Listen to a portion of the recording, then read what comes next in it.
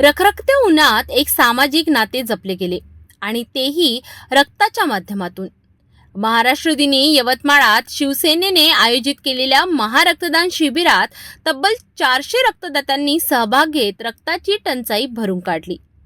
महाराष्ट्र दिन आणि कामगार दिनाचे औचित्य साधून यवतमाळ येथील शासकीय वैद्यकीय महाविद्यालयात शिवसेनेच्या वतीने महारक्तदान शिबिराचे आयोजन करण्यात आले.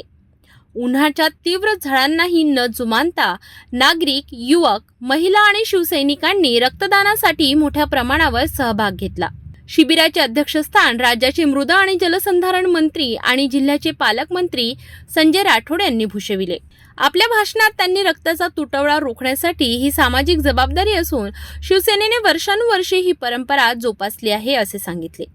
कार्यक्रमाला शिवसेनेचे जिल्हा संपर्क प्रमुख हरिहर लिंगणवार, जिल्हा प्रमुख श्रीधर मोहोड, माजी जिल्हा प्रमुख पराग पिंगळे, जीवनदादा पाटील, डॉक्टर गिरीश जतकर, डॉक्टर सुरेंद्र भुयार आणि रक्तपेढी प्रमुख विकास एडशीकर उपस्थित होते. दिवसभरात तब्बल 400 रक्तदात्यांनी रक्तदान करून सामाजिक बांधिलकी जपली. महिलांचा सहभागही लक्षणीय होता.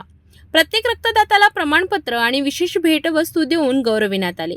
या उपक्रमात शिवसेनेचे तालुका प्रमुख, शहर प्रमुख, युवासेना महिला आघाडीचे पदाधिकारी आणि कार्यकर्ते मोठ्या संख्येने सहभागी झाले होते.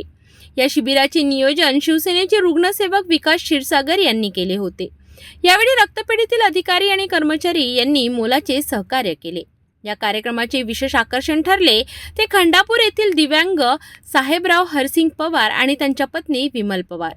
पोलिओग्रस्त असूनही त्यांनी समाजसेवेचा वसा घेत रक्तदान करून उपस्थितांना प्रेरणा दिली.